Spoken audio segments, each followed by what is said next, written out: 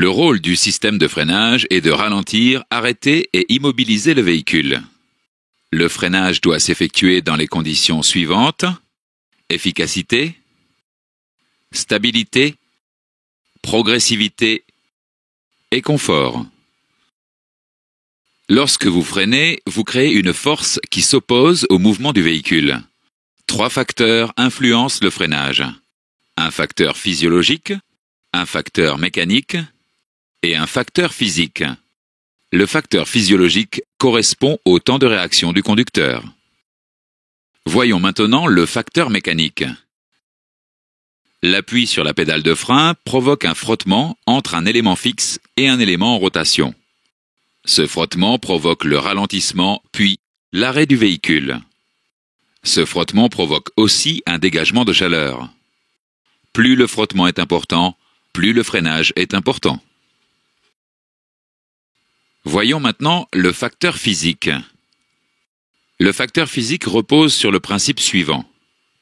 Plus il y a d'adhérence, plus la distance d'arrêt est courte. L'adhérence définit l'effort maximal de freinage que les roues peuvent transmettre au sol. L'adhérence dépend de la chaussée et des pneumatiques. Lorsque les roues se bloquent, il y a perte d'adhérence. Voyons maintenant les éléments du système de freinage. Le système de freinage est composé des éléments suivants: une pédale de frein, un servo-frein, un maître-cylindre, des étriers et des tambours. Voyons maintenant le rôle des éléments du système de freinage. La pédale de frein transmet l'effort du conducteur au servo-frein. Le servo-frein amplifie l'effort appliqué à la pédale de frein et le transmet au maître-cylindre.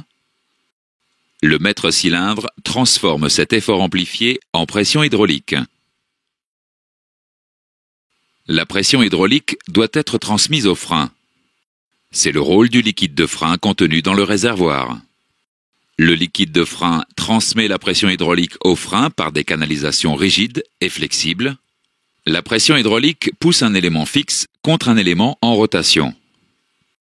Le frottement des éléments exerce une force de freinage. Cette force de freinage provoque le ralentissement de la rotation des roues. Il y a 2 types de freins, les freins à disque et les freins à tambour. La poussée exercée sur la pédale de frein doit être transmise au frein. C'est le rôle du système hydraulique. Nous allons voir dans ce chapitre les notions d'hydraulique dont vous aurez besoin pour la suite.